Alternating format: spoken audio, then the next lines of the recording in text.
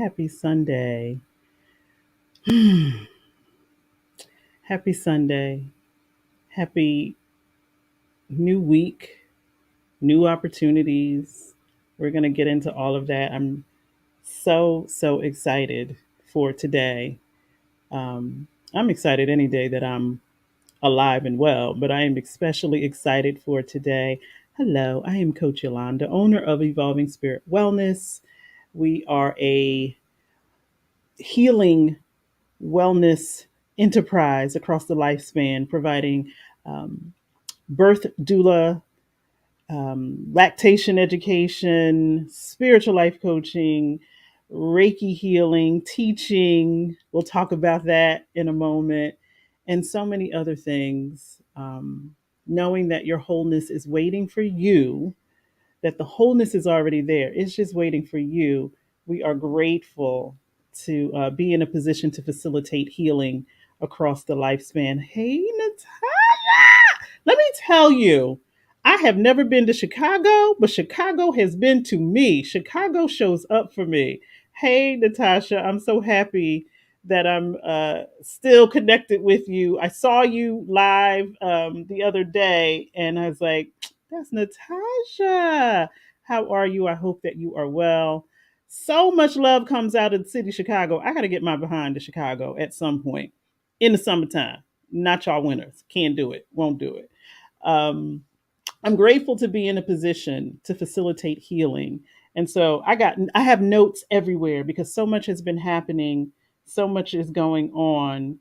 Um, so forgive me if you see me looking like a sprinkler going from side to side, but I just have so many notes. So this will be our final mama meditation for right now. We're taking a break. I'm taking a break for the month of July. I'm excited about that. And so that's why I have so many notes because there's so much that I want to get into before we take our break. So there's a lot that goes on between Sunday and Saturday. Y'all know how y'all weeks go, and one day can transform into something different the next day. As I said, I'm a certified perinatal educator or birth doula, and last week, um, my mama had her baby, and there is something transformative about holding new life when it's not even hours old, and it feels like this switch turned on, and I'm so grateful for it, where everything just looks so much more beautiful. When I tell you that baby is one of the most beautiful babies I've ever seen, and the energy that comes from that little tiny being is just so powerful. It is an honor to witness and be a part of that experience. And it's life changing, not just for that family, but anyone that comes in contact. Something about a newborn baby, something about new life that gets you together like nothing else. Because what else matters? There is new life here, and we want that new life to experience love in every way possible. And so I am grateful for that. The child care center that I work at, they had preschool graduation, and I'm crying like those were my babies. And I think it was seeing the families. They're babies. They're still babies. They're 4, and they're going off to kindergarten. But that's a big step. That's a big milestone. And of course, they don't understand the brevity of the situation. They're just kids having fun, but we're all bawling and just so proud and happy. And I think it does something for the children to see the adults being so vulnerable and having those moments. And I wish that we did more of that. I always go back to that Toni Morrison quote that when a child enters the room, they're looking for your face to light up. And I think if we did more of that, and instead of looking for flaws or something being wrong, if we did more of the excitement build up every time a child came into our presence, what that does for their self-esteem. And of course, that's what we've been talking about with this inner child healing, is giving ourselves the things that we needed when we were younger. And it doesn't mean that our caregivers, our parents, the adults that were in charge were horrible monsters that ignored all of our needs. It does not mean that. It means that there are particular things that all human beings, all beings need to thrive and to feel loving and wanted. Hey, Giselle, look at that. Good afternoon and happy Sunday to you too, my love. And so I was around that energy with the preschool graduation, with the birth, just being around that energy of, that's what the energy of a child needs and what they give. And when it's reciprocal, it's just beautiful. And so as we are talking about inner child healing, if you can remember those moments that you may have had in your life where the adult in charge or the authority figures were so proud of you and so happy to just be in your presence, we still need that. We still need that same energy. And so for the month of June, we've been talking about 12 to 20, 12 years of age to 20. That's a large gap because a lot of things happen. When you're 12 years old, you're still pretty much a kid, but you're transforming into a young adult. And so there's a lot of information to process. And there are particular things that I don't think we give young people credit for as much as we should. And so that's why we're talking about opportunity today. And so I don't have a metaphysical definition of opportunity, but I do have one of optimism, which is very, very similar.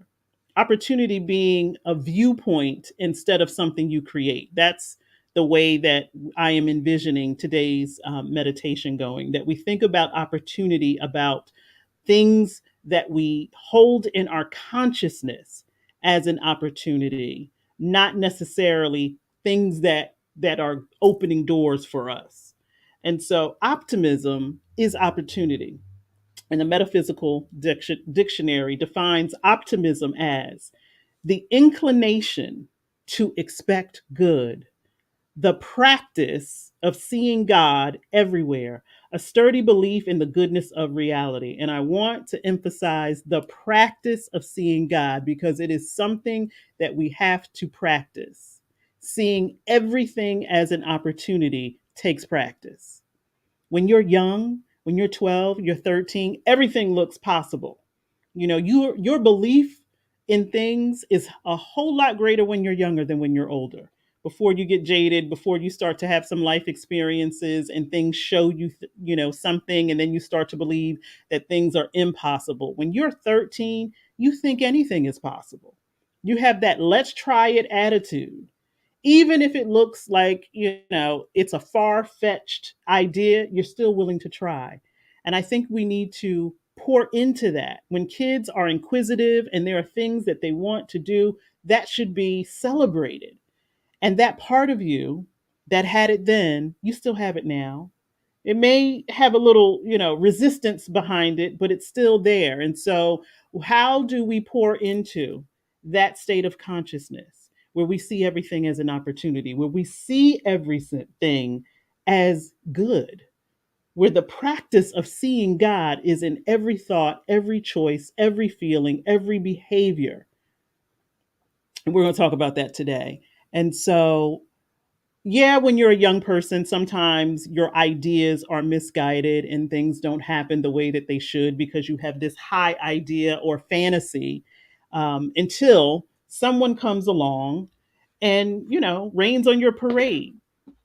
And again, your caregivers are not monsters. The way in which I approach inner child healing, no one is a villain, no one is a victim, no one is the hero. All things are as they are. We look at things as they are, not as we want them to be or not as how we have created it in our mind. Facts, stay to the facts. And so a lot of the fear that gets introduced at this developmental stage, it actually comes from a loving place. Your parents, your caregivers, adults have seen the world. They've seen the troubles of the world. They've had their own mishaps. And so a lot of the advice, a lot of the things that they tell you come from a place of love of, I don't want you to have to go through these pitfalls. I don't want you to have to experience these things. I don't want you to have the same heartbreak and heartache that I have had. So let me give you some wisdom. But sometimes it comes from a place of fear. And then that fear is then put into our minds, our consciousness, our thought process. And it becomes more and more about the limitations of life instead of the expansiveness and the let's try everything and see what works. I'm so grateful that right now at this large age that I'm in my let's try it and see what works era instead of I'm kind of trying to put myself in the cocoon to make sure that I don't get hurt, that I don't get harmed. Life is so much more grander and beautiful with the let's try it attitude instead of the shut down attitude. And so a while ago, there was a young lady, I believe she was on TikTok, I don't know, some social media uh, platform, where she said, I am ready to be delusional, meaning if there are things that she wants to do, she's going to be crazy enough to think that they could happen. She's going to live her life in a state of delusion where everything is possible. And what she really meant was fear not. How often have we heard that in our life? Fear not, because there is always something taking care of you, there is always something with you. And when you're younger, the fear isn't as great as it is right now. You know, you've got some life on you and you're like, boy, I've been punched in the face too many times to take one more risk. And what that young lady was saying is, no, be delusional. Fear not. Try those things that you think, because that energy when you were a younger person, a younger version of you, it's still in there. It may have a whole lot of stuff on top of it, but it's still in there. That sense of adventure, that sense of wonder, that sense of opportunity and optimism. Instead of thinking, if I do this thing, let me list all of the things that could go wrong. What would happen? What would happen if we came and made choices from a position of, let me list all of the things that are going to go right? I'm going to win. I'm going to have a sense of accomplishment. I'm going to feel good about myself. I'm going to put myself in a position where I'm doing things that I didn't think I could do. And that may open up more doors. And so I have a saying, see everything as an opportunity and you increase the possibilities. If we are always looking at life like this, like everything is a danger, is a risk, and it's going to hurt and harm us, then we can't see possibility. We can't see those things that could happen. We can't see the goodness as, the definition of optimism is. We can't practice seeing God if we're using limited eyesight. So if the creator of the universe has not put a limitation on the things that you can do, why are you putting that limitation? Why is the limitation even the first thought? Now, I will admit, even as a an international certified spiritual life coach, my first thought isn't always, yeah, that's going to work, or yes, I can do that. Right now, I have a child somewhere in the world. I don't know where she is, not because of anything dangerous, but because she's a flight attendant and she flies all over the place. And I can't tell you that every fiber in my being is not cautious and feeling like, oh my God, oh my God, oh my God, oh my God. I try, I practice seeing God in all things. It's not always automatic, but it is a practice. It is something that I have learned to do. And it's something that we can all learn to do where we see God in all things, which is seeing the opportunity, which is being optimistic and seeing everything, even your challenges, even the position you may find yourself in right now where you think this is some dire situations, Yolanda. I don't know what you're talking about. There is an opportunity within it. And so the be delusional mindset really is the fear not mindset. How do you decrease? I don't always say eliminate, but how do you decrease the fear that keeps us limited? How can we create without limitations? Think about how you did it when you were younger. Did you daydream? Did you fantasize? Did you talk to yourself? Were you the type of young person that liked to write out what was going to happen? Did you draw it? Did you, have this vast imagination? Because that is still within you. Now, this 12 to 20 age range is really correlated with the throat chakra, but it's not by accident that the throat chakra and the brow chakra are right next to each other, because it takes a lot of this and a lot of this to visualize yourself in places that are exceeding the limitations that you may have set for yourself or that someone else may have set for you. You place or create those limits, and it creates a resistance point. I have another book. I got all the books today that talk about opportunity in a way that we start to see things, that God is in everything, right? We can't go around saying God is omnipotent and then be like, well, I don't see how this is going to happen. Those two things do not correlate. So if you believe that the God of your understanding is in all things, but you also believe that there's a limitation in some of the things that you are creating for yourself, that's a disconnect. Now, I'm not saying that we just, with reckless abandon, start doing things. We may have done that when we were younger, but as adults, as full-fledged adults, what we can give to our inner children then, what they did not have, is wisdom, intelligence, knowledge, resources, privilege. And we'll talk about that in a minute. So this is one of my go-tos. I love books that are centered in First Nation, Indigenous peoples' work. Like, let's get back to the real consciousness instead of the consciousness that was created when all of this ugliness started to happen. So this is Mastering Your Hidden Self, a guide to the Huna way. The Huna philosophy is built out of indigenous people from Pacific Islanders.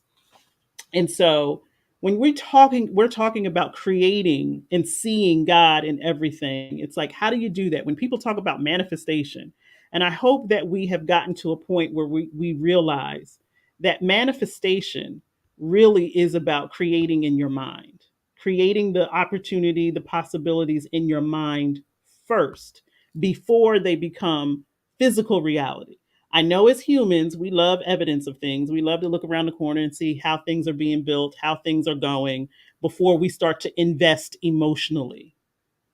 That's not how manifestation works. Manifestation says all things happen in spirit before they become a physical reality. Everything that you see around you, even the pillows on my couch, somebody had to think of the idea before they actually executed the physical reality of the pillow. The chairs that, we're sitting in, somebody had to say, you know what? We need something that we can place our behinds on so that we're not standing up. What would that look like? Maybe it started out as a rock and then transformed into what we now know as a chair, but it had to be a thought that wasn't a real thing before it became a real thing. And that is what manifestation is. How do you create from a place of, I don't see it, I don't hear it, I don't smell it, I can't touch it, but I feel it and I can envision it and I can create it. And so, Mastering Your Hidden Self talks about the energy of creation. So, there's two types of energies: flowing energy and tension energy. When you are filled with flowing energy, meaning your thoughts, your feelings, your behavior, when you are filled with flowing energy, you feel healthy, happy, confident, strong, relaxed, and energized all at the same time.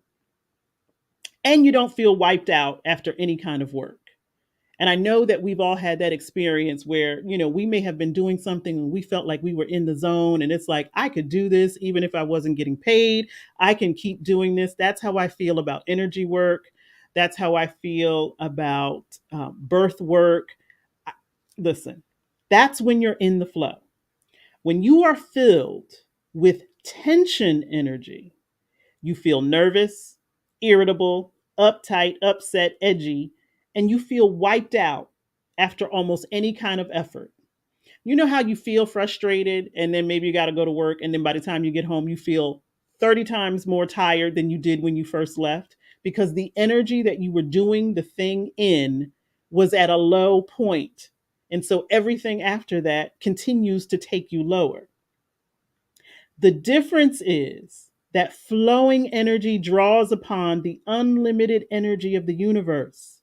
Intention energy only draws upon whatever energy resources you happen to have in your body at the time. And I know that for most of us, the energy that we have in our bodies, for the most part, we are not eating well, we are not sleeping well, we are not in environments that are healthy for us. So our energy is already low. Imagine creating from that place. If you are creating from a place of tension energy, what do you think you're going to produce? It is like the difference in producing a stronger spurt of water from a hose by opening the valve wider at the source or just by squeezing the hose. And we all know what that looks like. When you open from the source, it flows. When you squeeze it from the handle, you're only going to get what the handle will allow because there's tension there. The same is true for your consciousness. Free flowing energy is connected to the universe. It's connected to the creator. It's connected to seeing God in everything. If there's tension anywhere, it creates a resistance point where you're more likely to be overly cautious, overly careful, and fearful. And if you are making choices from that position, then what do you think the outcome is going to be? Limited. If you are making choices from a limited perception where there's very little opportunity, very little possibility, then that's exactly what you will get, a limited output. But if you allow the floodgates to open and you've got that free flowing, in the flow energy, opportunity, possibilities become where you make your choices from. So instead of looking at something and thinking, that's not going to work, or these are all of the reasons why it's not going to work, you're looking at it from a point of, I see nothing but opportunity here. This is going to work. That's going to work. I'm going to have this. I'm going to feel good about myself. People going to be blessed. Whatever the opportunity becomes, it's based upon you seeing it first before it becomes a reality. And I know that a lot of us have lived lives where we like, girl, my head is on a swivel all the time, waiting for the next tragedy, waiting for the next disaster. Certainly collectively, we have all felt that way. And we're seeing the effects of that, where tragedy happens and all of a sudden it's a joke. All of a sudden it's funny. We've got to really, really think about the consciousness that we are living in and what we are deciding is living within us. Is it tension, where you're so irritated that everything that comes out of here is irritable? Or are you free flowing? Are you loving? Are you seeing God in all things so that the things that are created here are so much more optimistic, so much more loving, so much more in the flow? I'm telling you, we were more in tune and in touch with that when we were younger than we are now, because the possibilities seemed endless. And there's a reason for that. And so many of you may be familiar with Maslow's hierarchy of needs. Maslow being a psychologist who in the 1940s developed this list over here of things that all humans need. And depending upon where it is in the hierarchy, if those needs are met, you may be able to address some of those other things. And certainly, those basic needs are all of the things that we all think about, worry about, fear about. Can I feed myself? Can I clothe myself? Can I house myself? Are your basic physiological needs. We need to eat, we need to sleep. Some of us are not doing that well. And so if we're not doing those things well, how are we going to get to the other things? How is that going to be a part of our focus, our intention, and where our energy is free flowing if it's not free flowing in those lower hierarchy needs? So for me, from a spiritual perspective, this is about consciousness. It may say hierarchy of needs, but for me, this is consciousness. How do I feel about all of these things in my life in a way that I can address each of them and hold them differently? what type of opportunity am I seeing in here? So if, and it is not by accident that this, well, maybe Maslow didn't know, but these corresponding colors also matching up to some of the energy centers, the chakras. Mwah, I love it. And so those root chakra issues are those basic need issues. How am I going to feed myself, clothe myself? You know, the environment that I live in. Can I meet my needs? Can I keep myself alive? Certainly, that is a concern for all of us. How much worry and how much tension you put into that area of your consciousness will also determine those other areas as you go up the pyramid. And so, a good question to ask yourself in terms of where your consciousness is how you feeling about these? How do you feel about your ability to meet your basic needs? If it's coming from a place of fear, then that creates a tension. And so there's no energy free flowing, there's limitation. An example of that is if I have a fear about not having enough money to feed myself, I'm going to constantly be checking my bank account. Let me see how much money is in there. Let me see how much money is in there. Do I have enough to feed myself? Do I have enough to feed myself? You create that energy, and it can create an energy of worry that is so strong that you are liable to make choices from that place because you're hungry. You got to feed yourself. And so your choices may not be the best for you. And you're coming from a place of lack consciousness. If you don't believe, now I absolutely understand that there are other forces at play that determine whether our basic needs are met. You might live in places where securing a lot of these things are very difficult. And right now, we are all challenged with increased food prices, increased housing prices, everything is making this a lot more challenging. And so I know that we are not all in the same boat. We might be in the same water, but our boats are all different in terms of meeting. And so even if the basic needs are met, you still have to think about, am I safe? Is my job safe? Am I secure in my job? Is my health okay? We don't control some of these things. And so, of course, you're going to worry and fear, but understanding that wherever you are not seeing the opportunity, you are creating a tension point. And a tension point means that there is a resistance or a limit to the way that you think, the way that you feel, the way that you are behaving. Someone with all of these needs met is going to behave differently with someone who doesn't. That's just the fact. If I don't think that I'm going to be able to feed myself next month, am I going to be going on vacation? Probably not. But you see that and you think, oh, they're different than I am. They have something that I don't have.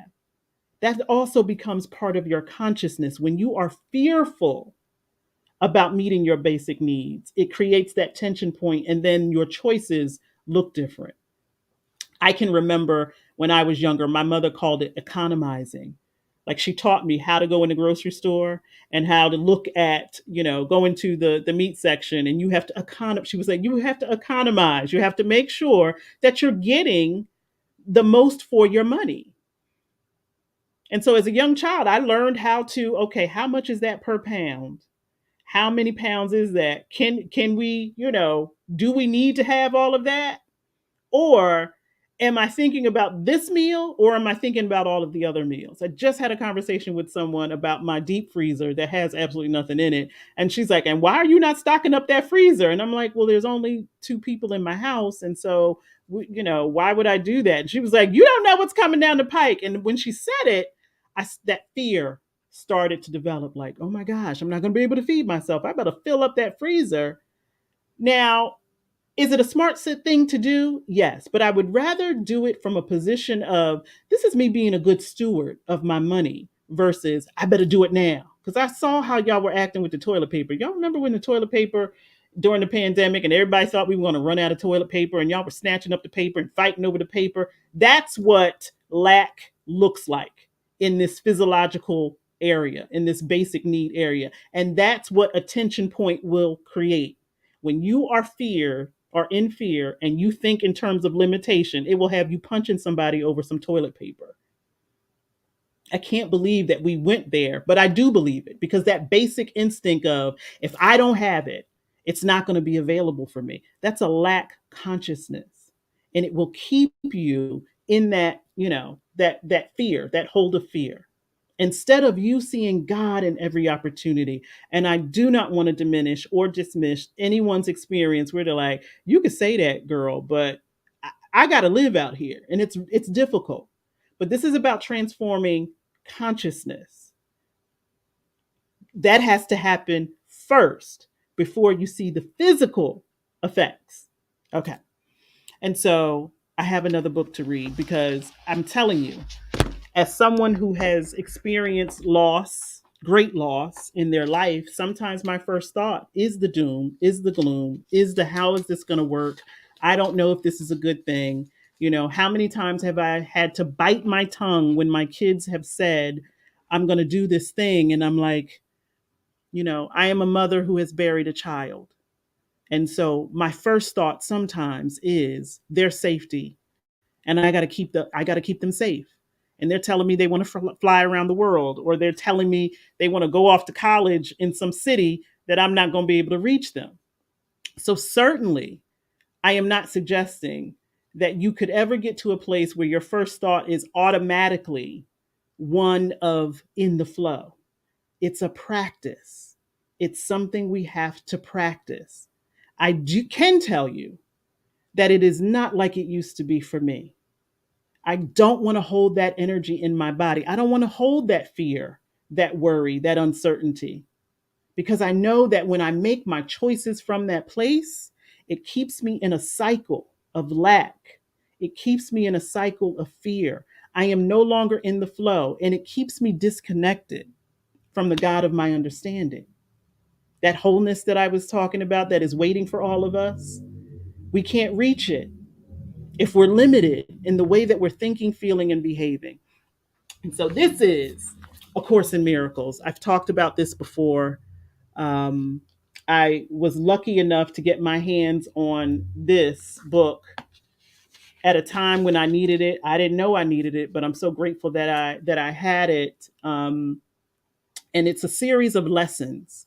And so I'm going to read from lesson 80 because this is how you see God in everything. Lesson 79, well, all of the lessons, but lesson 79 is a good one too. But when I read lesson 80, and it's not the first time I read it, and I've had to read these lessons over and over and over because as my evolution changes, my perspective changes, and I receive it differently. But lesson 80 says, and I have it on the screen. You know what? Let me get rid of Maslow. We'll come back to that. But lesson 80 says, let me recognize my problems have been solved. And so when I first hear that, I'm like, what are you talking about? All I can see are the challenges, the problems. Lesson 80 says, I seem to have problems only because I am misusing time. I believe that the problem comes first and time must elapse before it can be worked out. I do not see the problem and the answer as simultaneous in their occurrence. That is because I do not yet realize that God has placed the answer together with the problem so that they cannot be separated by time. The Holy Spirit will teach me this if I will let it, and I will understand it is impossible that I could have a problem which has not been solved already. These forms of the ideal will be useful for the application. I need not wait for this to be resolved. The answer to this problem is already given me if I will accept it. Time cannot separate this problem from its solution. So, my first time reading that, I was like, okay, whatever. Second time, yeah. But I got to a place where I'm like, wait a minute. The answer to every problem is in the problem. They are simultaneous. It is not like we have or a challenge arises and then we think, well, I got to wait till payday or I got to wait till this person shows up or I got to wait for the answer. The answer is actually in the challenge because we are not seeing it as an opportunity.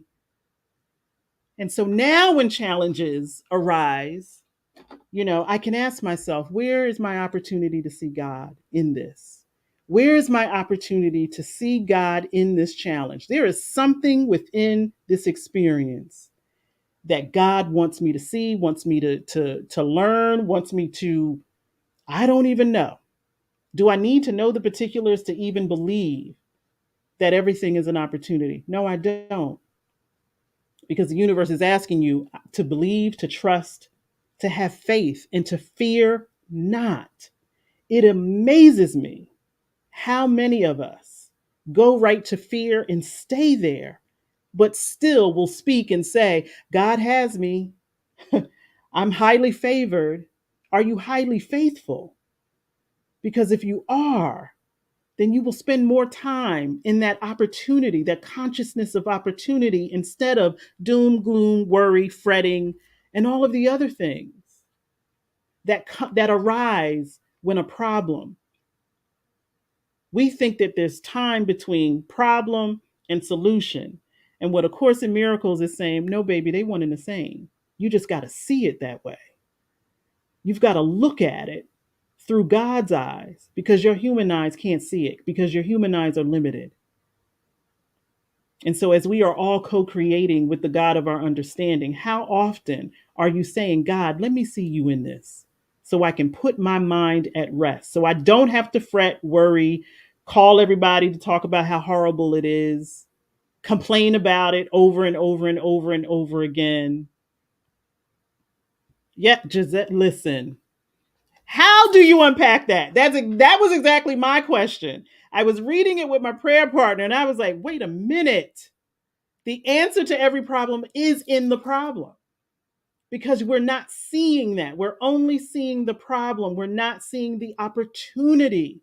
And so it does require us to become like young people who see everything as an opportunity. I don't know about y'all, but when I was younger and I would get in trouble for something, I still saw it as an opportunity. It's like, this is just an opportunity for me to figure out how I get around this punishment. So we have to honor the fact that we had that in us. Other things came along and maybe jaded us or made us believe or disbelief in ourselves.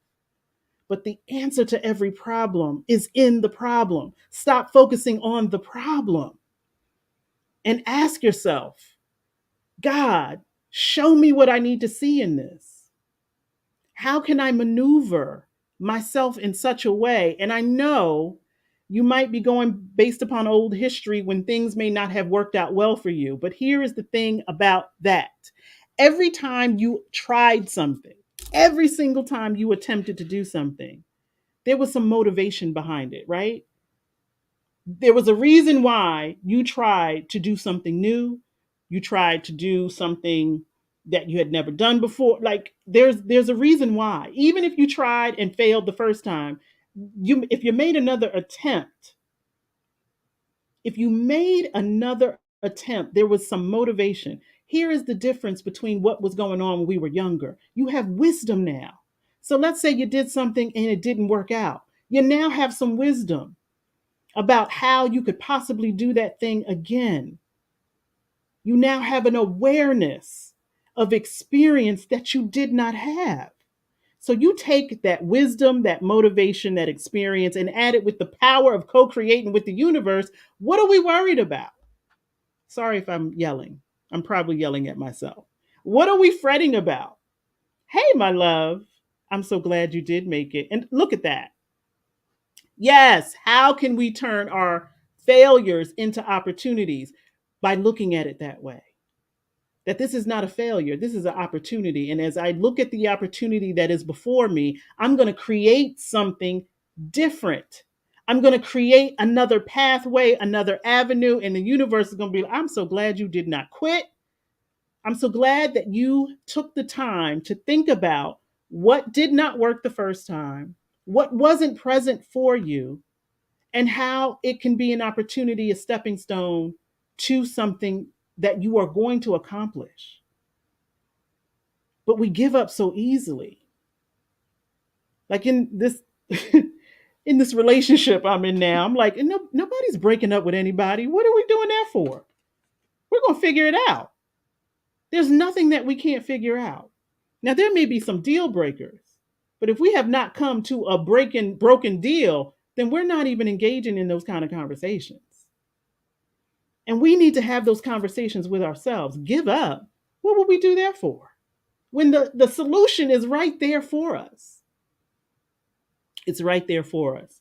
I'm telling you, this will have you unpacking a lot. If you haven't read it, if you desire to read it, it's not an easy read, but a series of lessons to support you in changing your consciousness, changing the flow. And so, as let's go back to it. As we were talking about the hierarchy of needs, if you look all the way at the top, the self actualization, where you get to decide the consciousness that you want to hold, you got to look at all of these other areas of your life. What are you thinking and telling yourself? Are you seeing these as opportunities? If right now you are challenged with meeting your basic needs, are you seeing it as an opportunity to do something different? Are you motivated to do something about it? Again, have to acknowledge that everyone's resources, privilege, and access is different. I can speak for myself and say that there have been times when I have felt like, I don't know if we're going to be able to eat next week because these prices are ridiculous. And if I held that consciousness and that mindset, I wouldn't be looking for opportunities to increase the abundance in my life. And now that I'm doing that, I'm not worried about how we're going to eat. I'm worried about where we're going to put all of the things that we need. How am I going to, create more space to grow more things and become more self-sufficient so I don't have to rely on Mr. Grocery Man and his outrageous prices for blueberries? I can grow my own. That's me seeing the opportunity. Okay, I can't afford to buy the blueberries in the grocery store, so let me grow my own so I don't have to worry about that. That's me seeing the opportunity. Where's the opportunity in this challenge? Okay, well, my car may not be doing what I want it to do. Where's the opportunity for me to see it differently? Well, that means I need to educate myself on either fixing it myself or educating myself in someone who can do it appropriately and economically. I'm seeing everything as an opportunity. Even when I have an argument with someone, there is an opportunity here for us to love each other greater. I don't have it near me, but even within the spirit of intimacy, when couples have disagreements, it's a great opportunity. And so I'm sitting here as someone who has had great challenges in their life. And I'm telling you, even those had opportunities for me that I could not see at that moment, at that time. Every tragedy, whether it was a death in my family, my mother, my father, my son, the end of my marriage, those were all opportunities for me to get closer to God. I didn't see it that way. I didn't see it that way, but I'm so grateful that it came to pass, that I didn't allow those things to continuously be a problem, a challenge, or a reason why I can't have or do the things that I love to do. I recognize those things that I can't change, but I hold the consciousness of them. I recognize those things as opportunities for me to love God stronger, deeper, and more profound. Sometimes we have to be broken apart for us to see the opportunity. We're so focused on problems, challenges, issues that we are missing our own natural ability to figure things out. We have that natural ability. We've always had it. As I said, there was a birth last week. And one of the things that, they do soon as the baby is born is they go through a series of tests to see how the baby is functioning. And one of those things is the startle reflex. It looks crazy when you see someone making a baby feel like it's going to fall, but they want to know, does the baby have that natural startle reflex? And so I'm looking at it and I'm looking at the baby's response. And I'm like, wow, he already on ready set. It's like that's that natural ability to problem solve and to self regulate. We come here with it. Why are we telling ourselves we can't figure things out? Why are we telling ourselves that somebody else has got to tell us what to do? Somebody else has got to save us when we come here with the natural ability to regulate ourselves? Now, along the way, there may be some failures, there may be some misguided attempts, but you still were motivated to figure it out. And so I am asking you, do you want to be in the flow where we figure things out, or do you want to have that tension where you're careful, you're cautious, you're fearful, and you're limited in the way you see yourself and the way you see the world? Or are you, Lord, where'd my book go? Are you going to be in the energy where the practice of seeing God everywhere is what guides you? Where's God in this situation? Where's the opportunity for me to meet God in this situation? Where's the opportunity for me to meet the God within me in this situation? Is this situation calling me higher? And that's why I'm frustrated, because it's going to require me to be a different version of myself. Well, then let it be. Be that different version. Be that higher consciousness being that you were created to be. And stop thinking from limitation. I'm choosing flow too. Listen, listen. This is why I need to come to Chicago, because I'm choosing the flow every time. It may take me a minute to get there, but I'm mindful that the flow is there waiting for me to choose it and to say, I see God, I fear not. I'm going to be delusional. As the young lady said, I'm going to be delusional and believe that there is a possibility that everything that I want to happen is going to happen. I said at the beginning of this year, I'm going to carry the energy that everyone in the world is in love with me until I find out any differently. And I can't tell you how that changed in my mindset.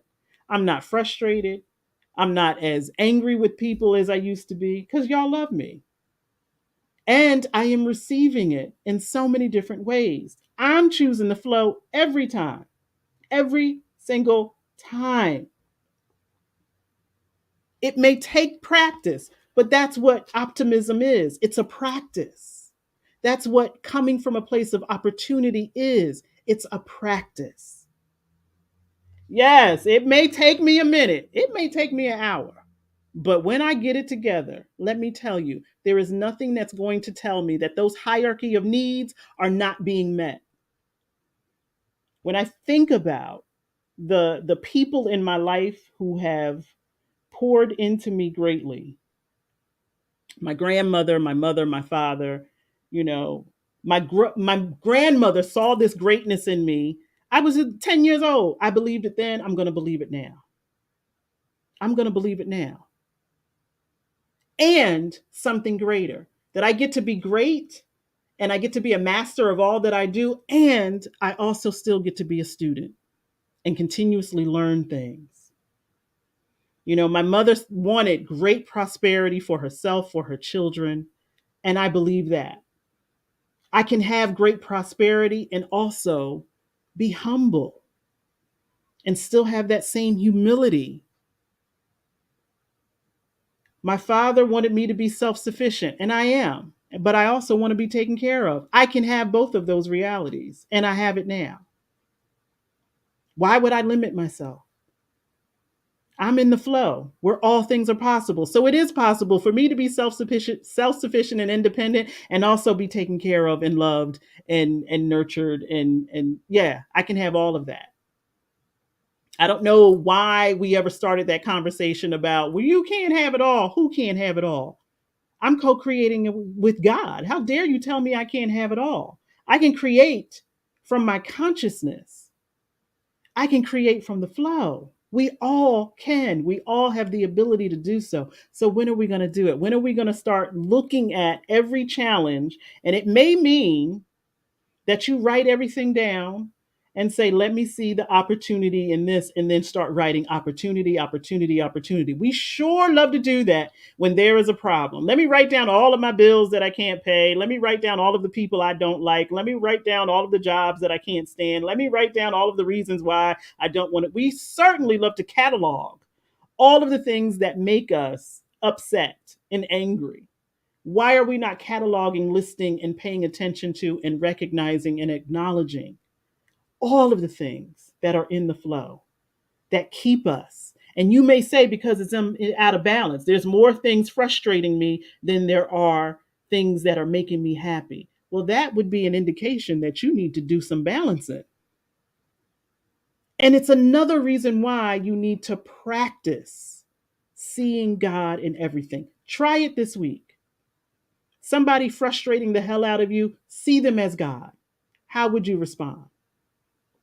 Maybe they're in crisis and they don't know it. Or maybe they don't need you in their space and you need to remove yourself. I don't know. But if you're using the eyes of God, if you're using that consciousness of, I see an opportunity here, what would you do? What would your choices look like? What would your thoughts and your feelings when there are no limitations? One of the things that I wrote this morning as I'm trying to pump myself up um, was, it's also in the Course of Miracles. It's one of the lessons that love created itself. And so I wrote, love created itself and named it Yolanda. And so love created itself and named it Giselle. Love created itself and named it Marissa. Love created itself and named it Natasha. With that level of thought, what am I worried about when love created me? And all of the aspects of love, however you call your God, all of those aspects created itself and said it's going to come in the form of me. And I'm out here worried about whether or not I can feed myself. Is it a genuine concern? Yes. But how much energy am I going to give to that as a problem instead of there's an opportunity here? There is an opportunity for me in this situation. If I think I am anywhere lacking, it's an opportunity for me to create more abundance. Let me recognize my problems have already been solved. I'm telling you, it blew me away. I was like, what are you talking about? Already been solved. I'm in the middle of it. I can feel it. It's real. Guess what else can be created? The spiritual energy that is necessary for manifestation to be in the flow. You get to create that here, in here, and then it expands outwardly. It may take some time, but time is of no consequence when we're talking about the universe. We don't, that's a limitation. It's a construct of man, it's a limitation, and don't worry about that. And I know it's so easy to worry about those things because you feel them, you hear them, you see them.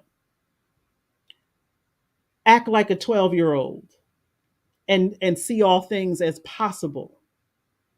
Act like a 20-year-old and think you know everything because you do. But also regress when it's convenient. I say that about my adult children. They love being grown when they want to be grown, but when they don't want to be grown, they revert back to babies very easily. Mommy, I need you to do this for me. Okay, we can do the same thing. Having that mindset that all things are possible, that I'm going to be delusional and believe that everything that I write down that I'm seeing as an opportunity, that's going to be possible. The more you see it as an opportunity, the more the possibilities become real. And don't worry about other people coming in the mix saying, well, I don't know if you can do that. Well, you don't need their fear bleeding all over your dreams. Please don't let people, unless you know they have an investment for you to win, and they may be saying things that are going to support you winning and accomplishing the thing that you have to use your common sense and discernment. And when people are telling you things and they're saying it from a place of, I want to see you win versus I'm scared for you and I don't want to, I don't want anything to hurt or to harm you. Both of those are great, but only one of them is going to push you forward. Hey, you.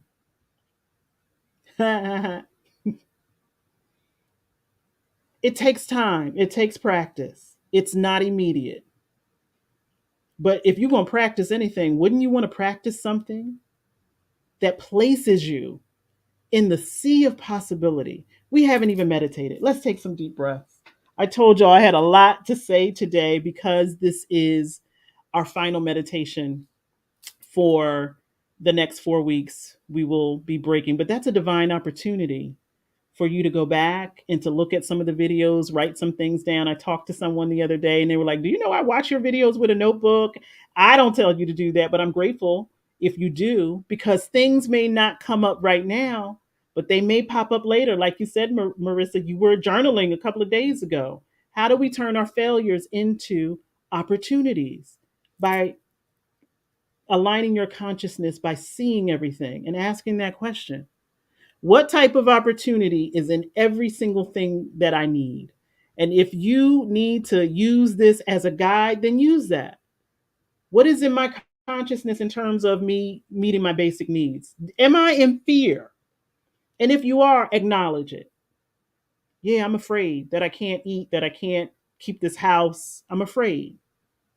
Where's the opportunity? How can I change my mindset so that I see an opportunity here?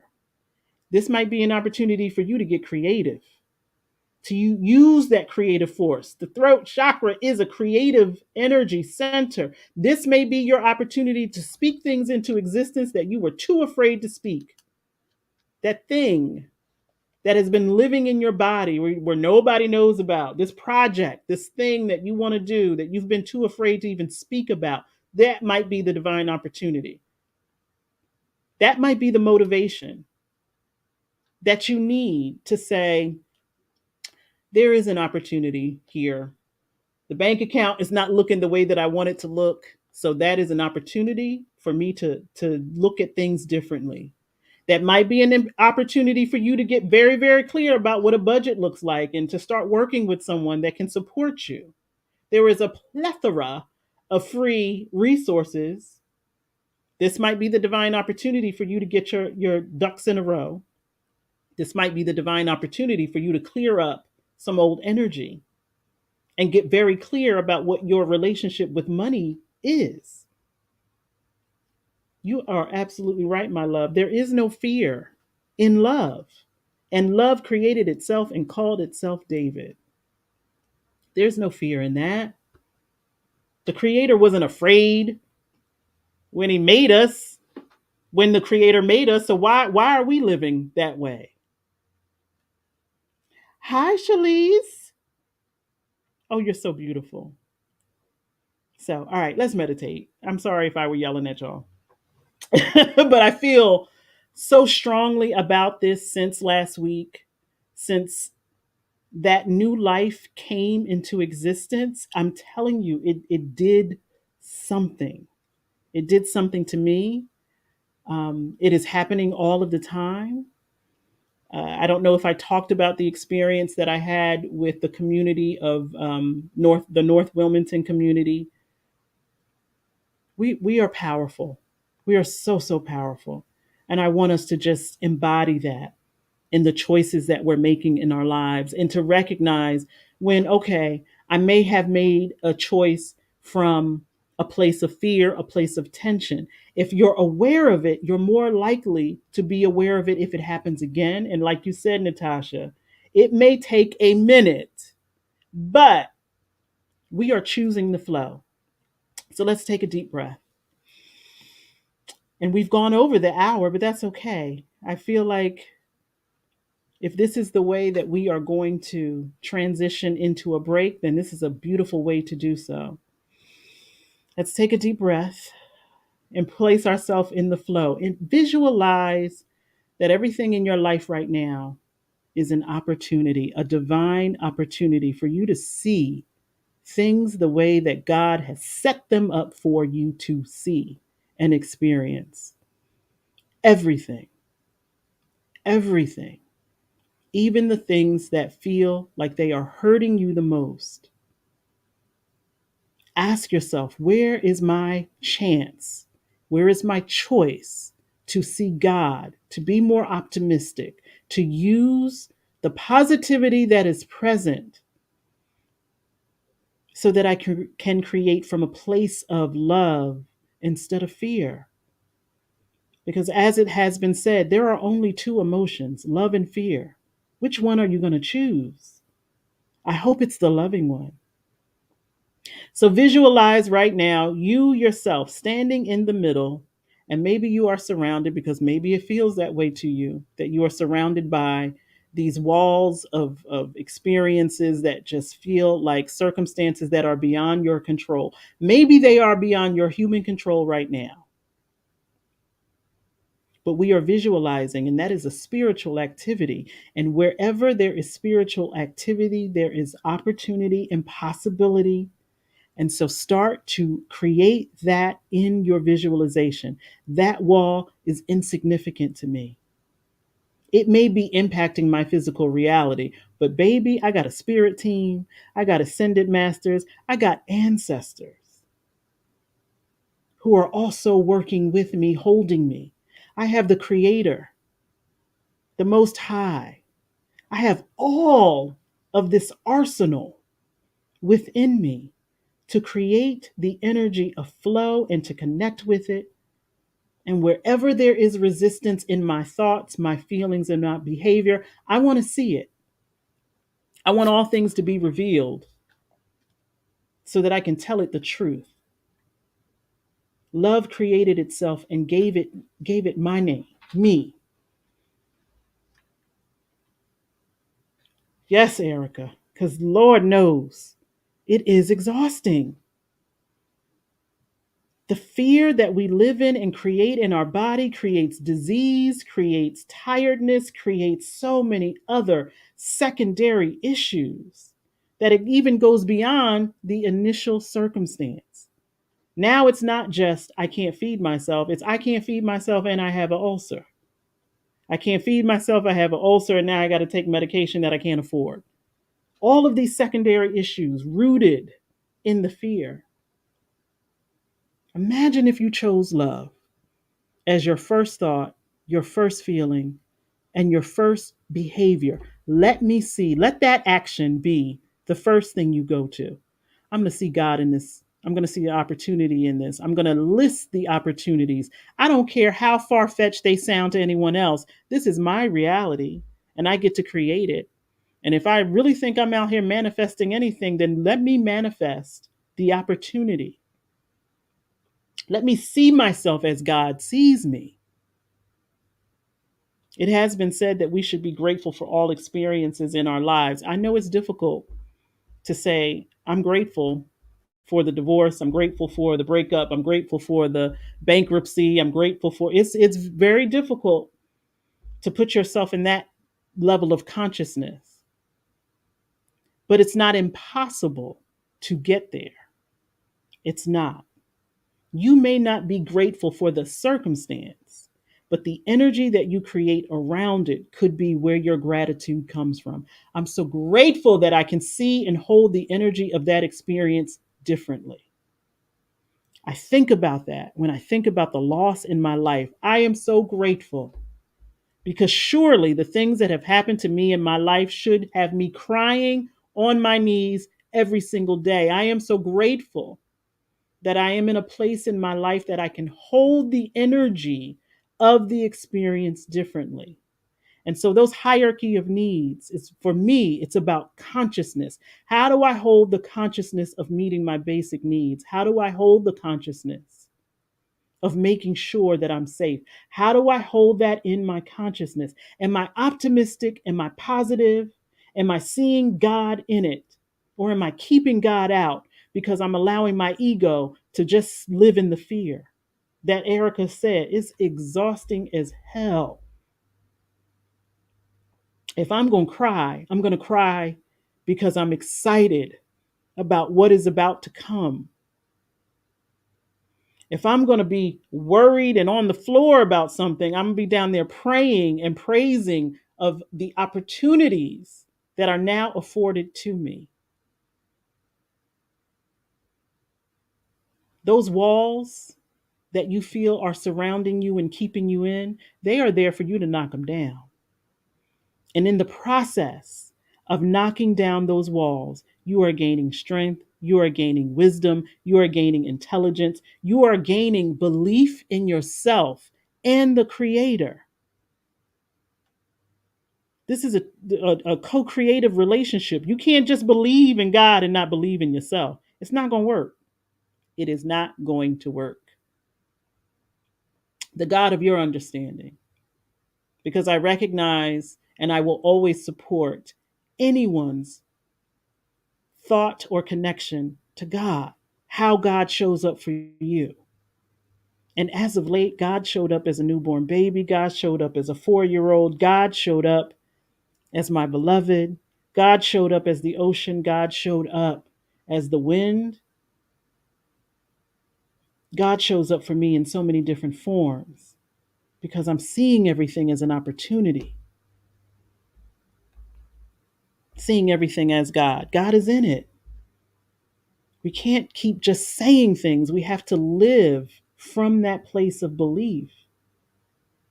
If you believe the God of your understanding to be omnipotent, then it's in everything. Even the situation right now where you're like, I got to go to work tomorrow and I don't want to go be around these people. Look for the opportunity to meet God. Say it to yourself. I have to go into this building that I don't want to go into, but I guarantee you that God is in there and I'm going to meet God.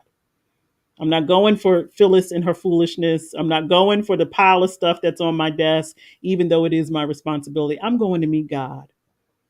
That's the vision that I'm using. Use that Monday, Tuesday, Wednesday, Thursday, Friday, and see what happens to the way things flow in and out of your life. It may mean you will lose some things, some people, but maybe they need to go.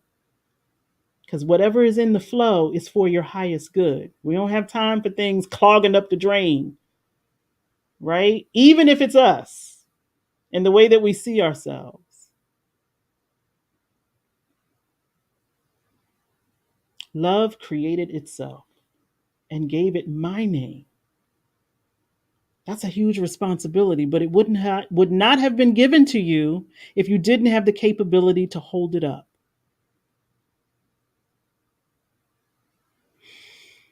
So everything that is surrounding you in this moment, the people, the places, the things, the bills, the whatever you name it, whatever you call it, if you think it's a problem, I'm telling you the solution to it is right there in your face. It's right there. It is right there. And it requires you to see it in that way, to no longer call it a problem, but to call it the solution. The solution and the problem are the same. It's the same. You've been given the same information, but maybe your focus has only been on the one thing instead of all the things. It is not by accident. It is not by accident that we have the ability, or we had the ability when we were younger, to see things that way. Before life started lifing,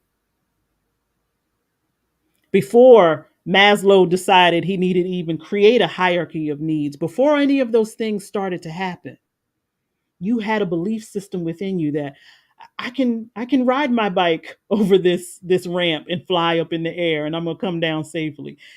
It may have seemed foolish to other people, but there was some motivation in there. Oh, my love, thank you. Thank you. And if there is anything that you get from this today, it is the encouragement to see yourself differently.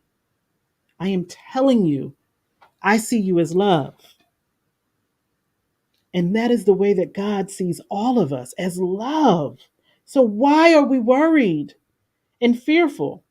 It's like, because I got to pay my bills, Yolanda. That's why. And I get it. I get it. I have things before me that feel as though they're like a mountain because that's what I've created in my mind. But I haven't explored all of the opportunities. I haven't done all of the things. Until I feel like I have exhausted every possibility, guess what I'm going to do? Keep going and keep going. Somebody going to get sick enough of me to be like, just give her what she wants, because she's not going to stop. That works for me. I hope it works for you, that you're not going to be limited in meeting your needs, because why would you? You deserve so much more than that. We all do. Oh my goodness. Now I'm overheated, but it's a good overheating because I feel prepared for whatever this week entails. I feel like if babies can be born into this world that we continuously talk about in horrible ways, if miracles are consistently and constantly happening in my life, in your life, yesterday I had the divine opportunity to go to a birthday party for a 90-year-old woman, in the wisdom. Please allow me to be filled with so much wisdom at that age. And the fact that we had the opportunity to hear it. You know, how often do we have the opportunity to listen to our elders, give us wisdom of what they've experienced in their life, and to also encourage you and to say, life is what you make it, not what you think it is or what it has to be. What are you creating? And so I tell myself that even if I slip, I'm still falling into God's hands. I'm still falling into God's grace. So even if I attempt something and it doesn't work, I'm still going to fall into the grace of God. What better place for me to be, where I can lick my wounds and say, I'm going to try it again. But this time I'm trying it with experience. This time I'm trying it with an awareness of who I am, and I'm not going to stop till I get what I want. That's how my creator created me, to have that kind of in level of tenacity. Why would I? I'm gonna talk to my 15-year-old self and say, whatever you had within you that made you climb out of windows when you were 15.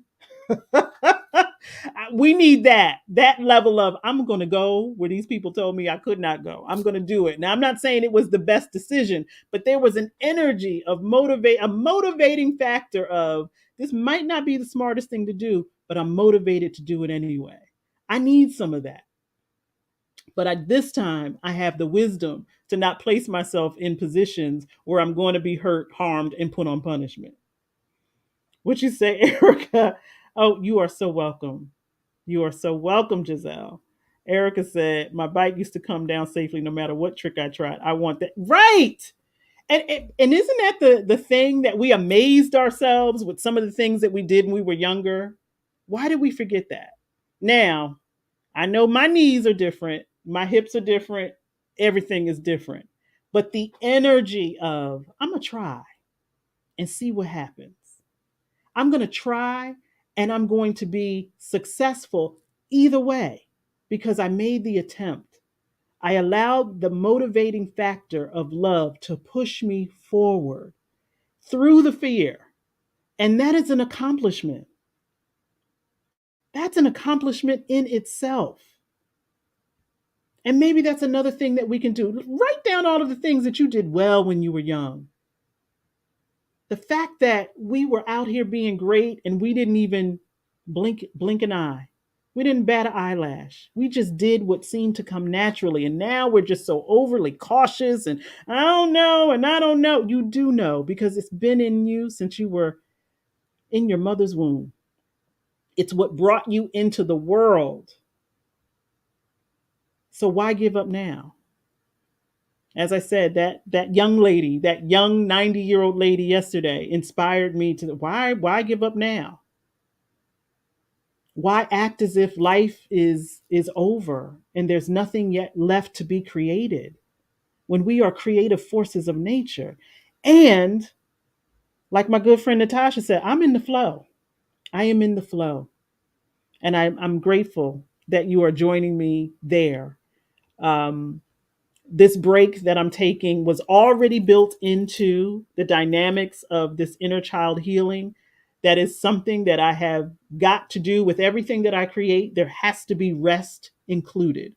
And so, as I am creating different things for myself and for others, there's going to be some resting in it because it's important and we all need it. And so, no meditation for the month of July, but there's enough information for y'all to review and go over. And I would love for all of us to use the energy of this meditation of opportunity and optimism through the month of July. Try everything. I mentioned this book before. Shonda Rhimes, we love her, the creator of Bridgerton, Grey's Anatomy, How to Get a, you know Shonda.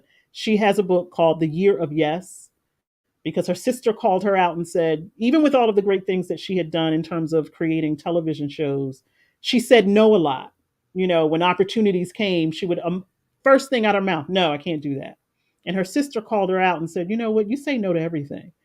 And that was enough for her, motivate her to have a year of yes, where she said yes to opportunities without thinking about, I can't do this. I can you imagine Shonda Rhimes thinking from a place of, I can't do this? And it was things like people asking her out on dates, people asking her to, you know, do particular activities where she was like, I can't see myself doing that. I'm too old. I'm too big. I'm too this. Say yes. Say yes. Do the thing. As long as you are not harming yourself or harming someone else, do the thing and see what happens. You got to create that flow by saying yes and by seeing the opportunity in everything. I'm telling you, as sure as I'm sitting here, also worried a little bit about my daughter who is flying around the world, my heart is singing for her because she didn't let her mother's limitations stop her from doing the thing that she wanted to do. And for that, I am grateful because I know that there were places in my life where I allowed other people's limitations to stop me from doing the things that I wanted to do. No more, no longer. I love each and every single one of you. I love the conversations that we have here, but you know I have office hours, and you can always, always, always schedule some office hours. Even through the month of July, the office hours are still going to be there. The only thing that I'm not doing through the month of July is the Sunday meditations. That's it. Everything else is still on and going, including Reiki level 1 certification. It is an in person. Somebody already inboxed me. Can I do it online? You cannot do it online. There are other programs where you can do that online, not with me. I love in person. And so this level 1 certification registration opens tomorrow. Limited seats, limited, class size. And I'm so grateful. I was limited in whether or not I could do this. And it's taken me all of this time to get to a point where I'm like, why are you not doing that? Do the thing. And so I'm not limiting myself when it comes to these classes.